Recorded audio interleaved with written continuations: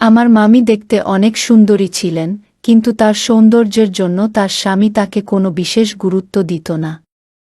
আমি মামার বাড়িতে পৌঁছানোর পর মামি আমার সাথে হাসি ঠাট্টা করতে শুরু করলেন। একদিন মামা বাইরে পার্টি করে বাড়ি ফিরলেন, তখন তিনি খুব ক্লান্ত ছিলেন, তাই আমি তাকে তার ঘরে নিয়ে গেলাম। আমি যখন মামাকে বিছানায় শুয়ে দিলাম তখন মামি দরজা বন্ধ করে আমার কাছে আসলেন। মামা গভীর ঘুমে ছিলেন, কিন্তু মামির আচরণ একটু অদ্ভুত লাগছিল। তিনি আমার হাত ধরে তার ঘরের মেঝেতে বসতে বললেন, তারপর মামি যা করলেন তা শুনলে আমি গ্যারান্টি দিয়ে বলতে পারি তোমাদের ওইটা চলে আসবে। তাই বন্ধুরা, তোমাদের কাছে অনুরোধ, অন্তত আজকের গল্পটা শুরু থেকে শেষ পর্যন্ত দেখবে। গল্পটি ভালো লাগলে ভিডিওটি লাইক, শেয়ার এবং চ্যানেলটি সাবস্ক্রাইব করবে প্লিজ। আমার বয়স 24 বছর। ভাই ও ভাবির সাথে থাকি। বাবার মৃত্যুর পর অনেক কিছু বদলে গেছে। ভাইকে নিজের পরিবারের খরচ বহন করায় তিনি আমার দায়িত্ব নিতে আগ্রহী নন। তেমন মনোযোগ না থাকলেও পরিবারের চাপে এমবিবিএ শুরু করেছিলাম, কিন্তু করতে পারেনি। ফি দিতে না পারায় মাঝপথে আটকে যায়। ভাই স্পষ্ট জানিয়ে দিয়েছেন তিনি আর আমার খরচ চালাতে পারবেন না। এই কথা শুনে ভেঙে পড়লেও বুঝতে পারলাম আমাকে নিজের পথ নিজেই খুঁজে নিতে হবে। আমি ধীরে ধীরে বাড়ির পরিস্থিতির সহ্য করতে পারছিলাম না। একদিন ভাইয়ের সাথে বড় ঝগড়া হলো, আর সেই দিনই তিনি আমাকে বাড়ি থেকে বের করে দিলেন। বাড়িটি বাবার কেনা হলেও কিস্তি ভাই দিতেন, তাই বাড়ির অধিকার তারই ছিল। আমি সরাসরি আমার বন্ধু কৃপেশদের বাড়িতে গেলাম। সে তার মামার শহরে যাচ্ছে, যেখানে মামার ভালো পরিচিতি আছে। কৃপেশ বলল তার মামা আমাকে কাজ পেতে সাহায্য করতে পারবে, তাই আমি তার সঙ্গে যাওয়ার সিদ্ধান্ত নিলাম। ভালো কিছু আশা করে আমরা শহরে পৌঁছানোর পর কৃপেশের মামা আমাদেরকে তাদের বাড়ির উপর তলায় থাকতে দিলেন। কৃপেশের মামিকে দেখে আমি অবাক হয়ে গেলাম, কারণ তিনি অনেক সুন্দরী আর তার ব্যবহার অনেক ভালো লাগছে। তবে সেখানে থাকা বিনামূল্যে ছিল না, আমাদের সেখানে থাকার জন্য ভাড়া দিতে হতো। পরে কৃপেশ মামা আমাকে তার পরিচিত এক কোম্পানিতে চাকরি পেতে সাহায্য করলেন। আমি একটি ভালো বেতনের চাকরি পেয়ে গেলাম এবং ধীরে ধীরে জীবনে এগিয়ে যেতে লাগল। এখন আমি বুঝতে পারছিলাম যে জীবনে নিজে কিছু করার প্রয়োজন কতটা জরুরি। জীবনে বাধা আসে, কিন্তু সেই বাধাগুলি আমাদের এগিয়ে নিয়ে যেতে শেখায়। এরই মধ্যে কৃপেশের মামির ব্যবহার কিছুটা আমাকে অস্বস্তিতে ফেলত, কারণ আমাকে দেখলেই তিনি আমার দিকে চেয়ে থাকতেন। মনে হতো তিনি আমাকে কিছু বলতে চান। আমিও মনে মনে মামির সাথে কথা বলতে চাইতাম, কিন্তু সেভাবে সুযোগটা পাইনি। নতুন চাকরির কারণে আমি অনেক ব্যস্ত হয়ে পড়েছিলাম। কৃপেশ এবং আমি রুমমেট হিসেবে একসঙ্গে থাকতে শুরু করেছিলাম। কিন্তু কিছুদিন পর কৃপেশ তার প্রেমিকার সঙ্গে থাকার জন্য চলে গেল। আমি মামার বাড়িতে একমাত্র ভাড়াটিয়া হিসেবে থাকতে শুরু করলাম। গত 1 মাসে আমার ভাই ভাবির থেকে কোনো ফোন আসেনি। আমি তাদের ছাড়া বাঁচতে শিখে গিয়েছিলাম এবং ধীরে ধীরে আমার আর্থিক অবস্থার উন্নতির হচ্ছিল। এখন মনে হচ্ছিল আমার জীবন আবার সঠিক পথে এগোচ্ছে, সবকিছু ঠিকঠাক চলছিল। কিন্তু হঠাৎ করে করে আমার মধ্যে এক ধরনের একাকিত্ব আসতে শুরু করল। অফিস থেকে বাসায় ফেরার সময় আমি সাধারণত বাইরে থেকে খাবার খেয়ে আসতাম, কারণ আমি রান্না করতে পারতাম না। একদিন রাত 12টার সময় আমি প্রচণ্ড ক্ষুধার্ত হয়ে পড়লাম। সাধারণত আমি সন্ধ্যা 7টায় খাবার খেয়ে বাসায় ফিরে আসতাম, তারপর কিছুটা সময় মোবাইলে কাটিয়ে রাত 9টা-10টার সময় বিশ্রাম নিতাম। তবে সেদিন আমার ক্ষুধা একদমই নিয়ন্ত্রণে ছিল না। অন্য সময় কিছু বিস্কুট বা চিপস খেয়ে রাত কাটিয়ে দিতাম, কিন্তু সেদিন সেগুলো ফুরিয়ে গিয়েছিল। তাই আমি ঠিক করলাম কিছু খাবার খুঁজতে বাইরে বের হব। সিঁড়ি বেয়ে নিচে নামতেই মামি আমাকে ডাকলেন। মনে হয় তিনি আমাকে বাইরে যেতে দেখেছিলেন। মামি জিজ্ঞেস করলেন আমি কোথায় যাচ্ছি এত রাতে। আমি তাকে বললাম যে আমি হোটেলে খাবার খেতে যাচ্ছি। তখন মামি আমার হাত ধরে আমাকে বাড়ির ভিতর নিয়ে এলেন এবং বললেন, তুমি খুব ভালো ছেলে, তোমাকে ঘরের মধ্যে ডেকে আনতে আমার কোনো আপত্তি নেই। আজ বাহিরে যাওয়ার দরকার নেই, তোমাকে আমার রান্না করা খাবার খাওয়াই। মামি আমাকে জোর করে বসিয়ে দিলেন এবং বললেন, আজ আমরা একসঙ্গে খাবার খাব। ঠিক তখনই মামির ফোন বেজে উঠল। তিনি ফোন নিয়ে তার ঘরে চলে গেলেন। আমি ক্ষুধার্ত ছিলাম, কিন্তু অপেক্ষা করতে পারলাম না। আমি খেতে বসেছিলাম এবং যখন খাচ্ছিলাম তখন খাবারের কিছুটা খাবার শার্টে পড়ে গেল। সেই মুহূর্তে মামি আমার শার্টের দাগ দেখে এগিয়ে এসে তার শাড়ি দিয়ে পরিষ্কার করতে লাগলেন।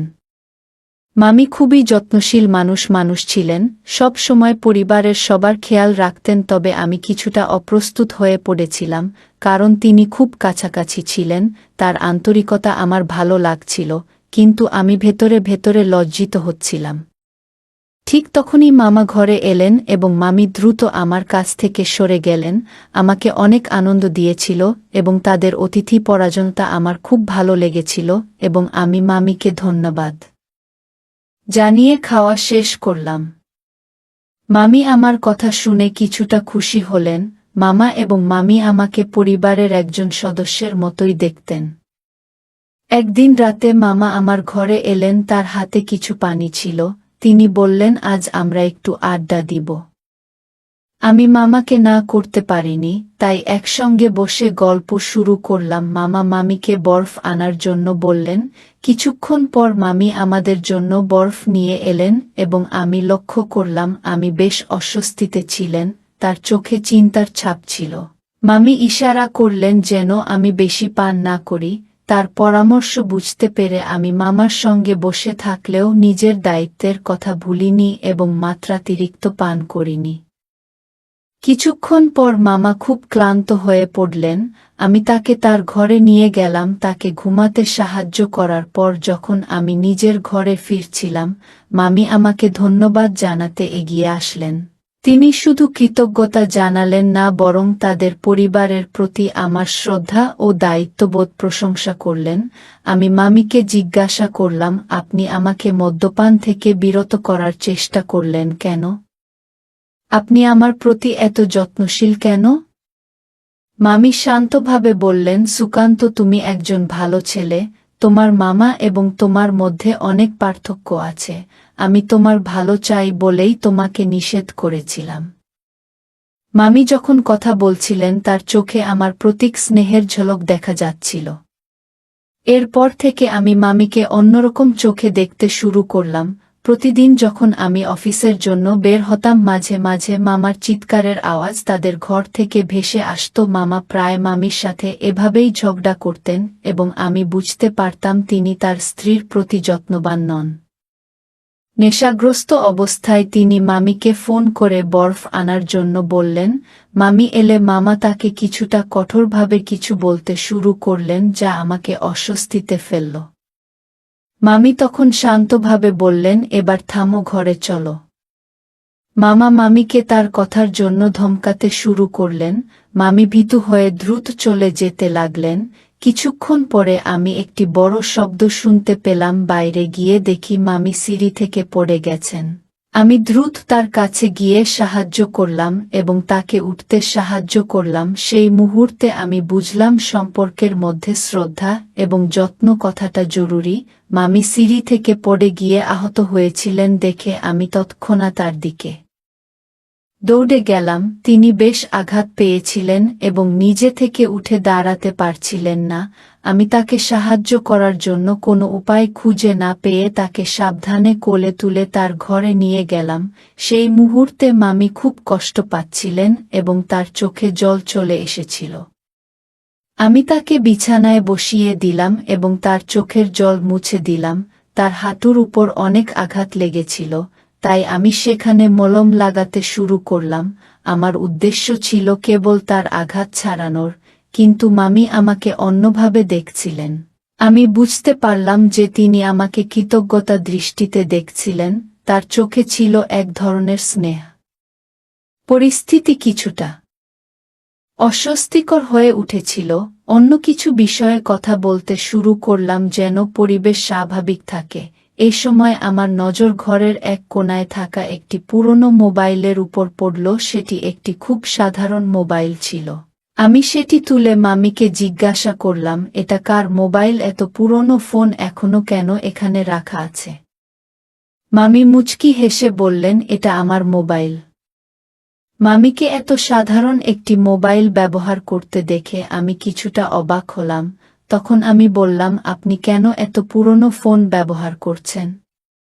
মামি বললেন আমার প্রয়োজন একটু কম, আর এই মোবাইলে আমার সবকিছু হয়। তার সহজ সরল জীবনের প্রতি ভালোবাসা দেখে আমি নতুনভাবে জীবনকে দেখতে শিখলাম। মামার ইনকাম ভালোই, তবু তার জীবন যাপন বেশ সাধারণ কেন, এটা নিয়ে আমি ভাবছিলাম। একদিন মামি বলল, আমারও কিন্তু আধুনিক ফ্যাশনের শখ আছে, কিন্তু কি করব, তোমার মামা একটু পুরনো ধ্যানধারণার মানুষ, ওনার মনে হয় আমি অ্যান্ড্রয়েড মোবাইল চালাতে পারবো না, তাই তিনি আমাকে এই সাদামাটা ফোন দিয়েছেন। কিন্তু সত্যি বলতে মোবাইলের থেকেও আমায় এমন কারো প্রয়োজন যে আমাকে সত্যিকারের বোঝে। মামি কথা বলতে বলতে আমার হাত ধরে ফেলেছিল, মনে হচ্ছিল উনার মনের সব কথা আমাকে বলছে। ঠিক তখনই মামার কাশের শব্দ শুনতে পেলাম। উনি এত জোরে কষলেন যে আমার ঘর থেকে সরাসরি ওনার ঘর পর্যন্ত আওয়াজ গেল। আমি ভাবলাম মামা বুঝি বাইরে চলে এসেছেন, তাই দ্রুত মামির ঘর থেকে বেরিয়ে নিজের ঘরে চলে গেলাম। পরে দেখলাম মামা নিজের জায়গাতেই ঘুমিয়েছিলেন। এরপর আমি আর মামির ঘরে যাইনি, নিজের ঘরে শুয়ে পড়েছিলাম। মামির কথাগুলো নিয়ে ভাবছিলাম, কিছু একটা বলতে চাচ্ছিল। কয়েকদিন এভাবেই কাটে, কখনো অফিসে যাওয়ার সময়, আবার কখনো অফিস থেকে ফেরার সময় মামার ঘর থেকে চিৎকারের শব্দ শুনতে পেতাম। মামা মনে হয় মামির উপর রাগারাগি করতেন, কিন্তু আমি কখনো কিছু বলার সাহস পাইনি। একদিন অফিস থেকে বাড়ি ফিরে আসার পর মামি আমাকে চা নাস্তার জন্য ডাকলেন। আমি বললাম আমি একটু ফ্রেশ হয়ে আসছি। আমি আমার ঘরে গিয়ে একটু ফ্রেশ হয়ে নিলাম, তারপর মামির ঘরের চা নাস্তার জন্য চলে গেলাম। সেদিন মামি বেশ খুশি মেজাজে ছিলেন। আমি জিজ্ঞাসা করলাম, মামা কোথায়, আজ তাকে দেখছি না। মামি হেসে বললেন, তোমার মামা কয়েকদিনের জন্য বাইরে গেছেন, তুমি ইচ্ছামতো গল্প করতে আসতে পারো, কোনো সমস্যা নেই, আমি তোমার জন্য অপেক্ষা করব, এই বাড়িতে এখন তুমি আর আমি। মামা বাড়িতে না থাকায় মামি বেশ স্বচ্ছন্দে ছিলেন, ওনার মুখে এমন এক ধরনের হাসি ছিল যেন অনেকটা স্বস্তি পেয়েছেন। সেদিন মামি আমার সঙ্গে অনেকক্ষণ নানা ধরনের কথা বললেন, আর মাঝে মাঝে আমার হাতে চাপড় মারছিলে। আমি একটু অস্বস্তি বোধ করছিলাম, কিন্তু মামি বেশ খোলামেলাভাবে কথা বলছিলেন। রাতের খাওয়া শেষে আমি যখন ঘরে ফিরে যাচ্ছিলাম, মামি আমাকে থামিয়ে দিয়ে বললেন, তুমি কি কাল আমার জন্য ছুটি নিতে পারবে? আমি জিজ্ঞাসা করলাম, কেন? মামি বলল, আগামীকাল আমার এক পুরনো বান্ধবীর বিয়ে, এখানে আমার সব ছোটবেলার বান্ধবী আসছে, আমি একটু বাইরে যেতে চাই, তোমার মামা থাকলে হয়তো সাহস পেতাম না, কিন্তু তুমি এখানে থাকলে আমি অনেকটা শাস্তি পাই। মামির কণ্ঠে মিষ্টি একটা আকুতি ছিল। আমি জানতে চাইলাম, এই শহরে তোমার বিয়ে তো 3 বছর হয়ে গেল, এখনো এই শহরটা ঠিকমতো চিনতে পারলেন না? মামি একটু হেসে বললেন, কি করে চিনব, তোমার মামা আমাকে খুব একটা বাইরে নিয়ে যান না, আর নিলেও রাস্তাঘাট দেখেন না। যদি শহরটা চিনতাম তাহলে তোমাকে অনুরোধ করতাম না। তুমি যদিও এখানে নতুন, তবু বাচ্চারা সবসময় একটু বেশি চালাক হয়। মামি আমার দিকে তাকিয়ে মিষ্টি হেসে বললেন, তুমি কি কাল আমার সঙ্গে যাবে? আমি কিছুক্ষণ ভেবে হাসি মুখে হ্যাঁ বললাম। আমার সম্মতি শুনে মামি বেশ খুশি হলেন, এমনকি আনন্দে আমাকে জড়িয়ে ধরার মতো অবস্থা হলো।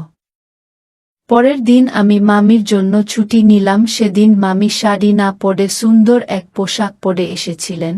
পোশাকটি সাদামাটা ছিল, কিন্তু মামিকে ওই পোশাকে দারুণ সুন্দর লাগছিল। তাকে দেখে আমি অবাক হয়ে গেলাম। আমি মজা করে মামিকে বললাম, মামি আজ তো আপনাকে খুব সুন্দর লাগছে। মামি একটু লজ্জা পেয়ে কিছু বলল না। যে বিয়েতে আমরা গিয়েছিলাম সেখানে আমার পরিচয় হলো মামির বন্ধুদের সঙ্গে, তারা সবাই আমাকে মামির স্বামী ভেবে ভুল করেছিল। বিশেষ করে যখন আমরা বাড়ি ফিরলাম তখন আমি মামিকে ওনার ঘরে পৌঁছে দিয়ে নিজের ঘরের দিকে যাচ্ছিলাম, কিন্তু মামি আমাকে থামিয়ে দিলেন। আমি ওনার সঙ্গে ঘরের ভেতরে ঢুকে গেলাম, তারপর তিনি কথোপকথন শুরু করলেন। কথা বলতে বলতে মামি হঠাৎ বললেন, যদি আমার বান্ধবীদের কথা সত্যি হতো, যদি সত্যিই তোমার মামার জায়গায় তুমি আমার স্বামী হতে, কেমন হতো বলতো? মামির এরকম প্রশ্ন আমি একটু বিভ্রান্ত হয়ে গেলাম। এমন প্রশ্ন শুনে মনে হচ্ছিল মামির মনে হয় আমাকে একটু বিশেষভাবে পছন্দ হয়ে গেছে, সে হয়তো আমাকে মনে মনে ভালোবাসে। সত্যি বলতে আমিও মামির সৌন্দর্য আর ব্যবহারিক স্বভাবের প্রতি দুর্বল হয়ে পড়েছিলাম, কিন্তু আমি কখনোই সেটা প্রকাশ করিনি। মামির এই প্রশ্নের কোনো উত্তর আমার কাছে ছিল না, কারণ আমি বুঝতেই পারছিলাম না কি বলবো, ভেবে পাচ্ছিলাম না। এমন সময় মামি আমাকে ধন্যবাদ জানিয়ে আলিঙ্গন করলেন। আমার হাত যখন ওনার পিকে পড়ল তখন হঠাৎ মামি ব্যথায় চিৎকার করে উঠলেন। আমি চিন্তিত হয়ে জিজ্ঞাসা করলাম, মামি আপনার ব্যথা লাগলো কি করে? মামি কিছু না বলে ঘরের ভেতর যেতে চাইলেন, কিন্তু আমি ওনাকে থামালাম। পিঠে কিছু আছে কিনা তা দেখার চেষ্টা করলাম।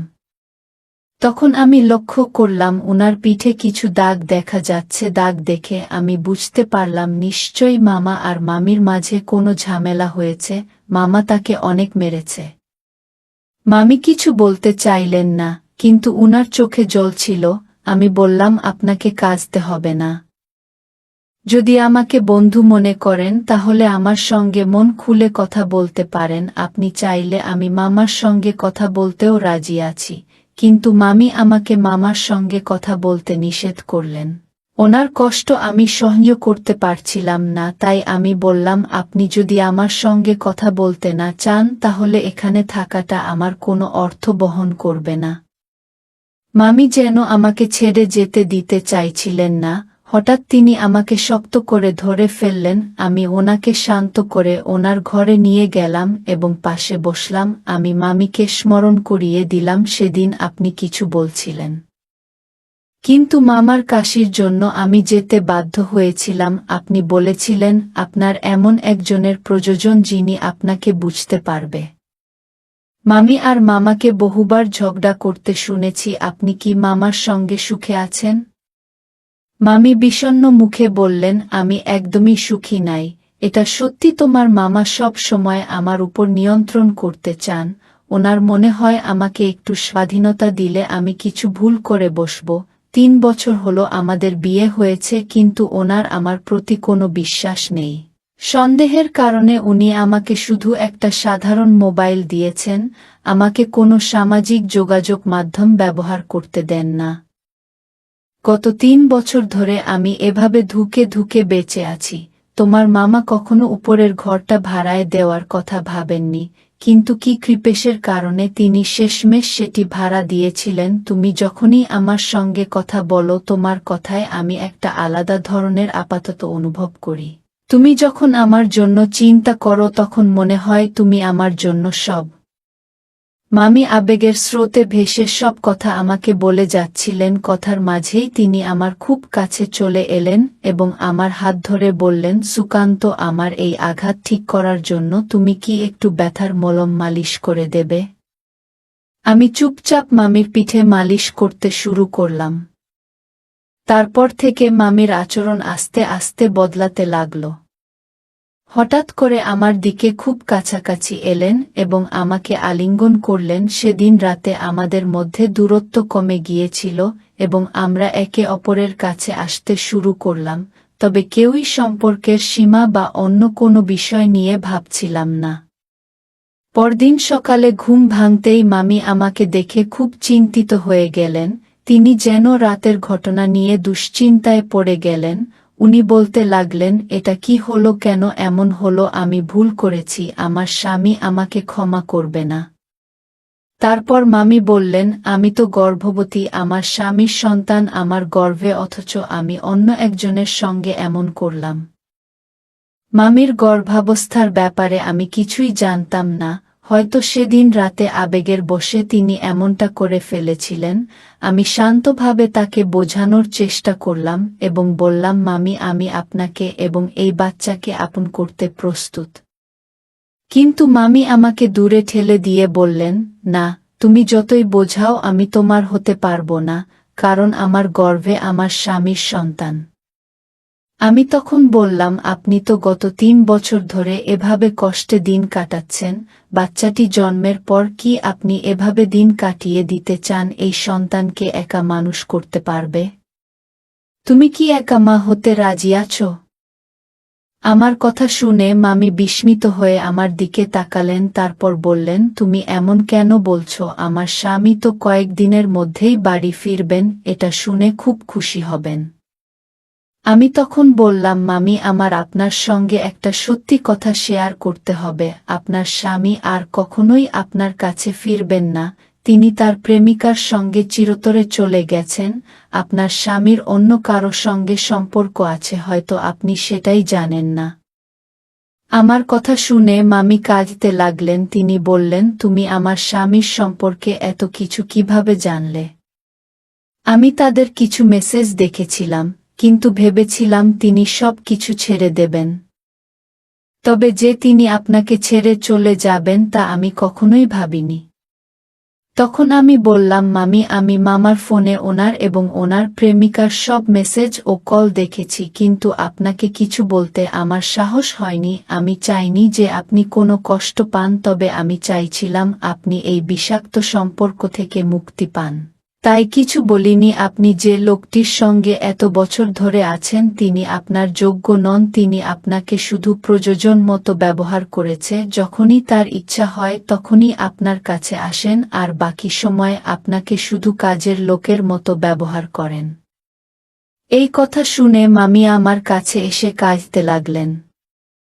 তিনি বললেন, এই বিয়ে আমি নিজের ইচ্ছাই করিনি। আমার পরিবারের লোকেরা আমার স্বামীর সম্পদ দেখে আমাকে বিয়ে দিতে বাধ্য করেছেন। কেউই তার চরিত্রের দিকে খেয়াল করেনি। যখনই আমি আমার স্বামীর ব্যবহার সম্পর্কে আমার পরিবারের কাছে বলেছি, তারা সবসময় বলেছে মেয়েদের সব কিছু সন্দেহ করতে হয়। এরপরে তারা আর কিছুই বলেনি, কিন্তু আমি এখানে কিভাবে বেঁচে আছি সেটা কেউ বোঝেনি। বিয়ের পর থেকে আমার পরিবার কখনই আমার খোঁজ নিতে আসেনি। স্বামী জঘন্য আচরণ আমি দিনের পর দিন সহ্য করে যাচ্ছি, কিন্তু কখনো ভাবিনি যে তিনি আমাকে এমন একটা ধোঁকা দেবেন। সেদিন আমি মামিকে আমার মনের কথা জানালাম। মামি তার অনুভূতি প্রকাশ করলেন। তিনিও আমাকে পছন্দ করতে শুরু করেছিলেন। আমি মামি এবং তার শিশুকে গ্রহণ করতে প্রস্তুত ছিলাম। কিন্তু কিছুদিন পরে জানতে পারলাম তিনি চুপচাপ সেই সন্তানের গর্ভপাত করিয়ে ফেলেছেন। কারণ জিজ্ঞেস করলাম। আমি বললেন, আমি আমার ভবিষ্যতে সেই অকর্মণ্য লোকটির কোনো অংশ চাই না। আমি তার কোনো স্মৃতি আমার সঙ্গে রাখতে চাই না। তার সিদ্ধান্ত একদম সঠিক ছিল। একজন নারীর মনের থেকে কোনো পুরুষ একবার হারিয়ে গেলে তিনি আর সেই মানুষটির দিকে ফিরে তাকান না। সেই ঘটনার পর আমি তাকে আমার জীবন সঙ্গী হিসেবে গ্রহণ করলাম। আমরা দুজনেই কোর্ট ম্যারেজ করলাম। আমি তাকে নিজের ইচ্ছামত জীবনযাপনের স্বাধীনতা দিলাম। যারা আমাদের সম্পর্ক নিয়ে কথা বলেছিল সে তাদের সবার মুখ বন্ধ করে দিয়েছিলেন, কারণ গত 3 বছর ধরে যে কষ্ট তিনি সহ্য করেছেন তখন সেই লোকেরা কেউই তার পাশে দাঁড়ায়নি। এখন স্নেহা নিজের ইচ্ছায় বাঁচতে শিখেছে। আমি তাকে প্রতিশ্রুতি দিয়েছি কখনো তার মনে আঘাত দিব না। আজ এসে আমার সঙ্গে খুব সুখী।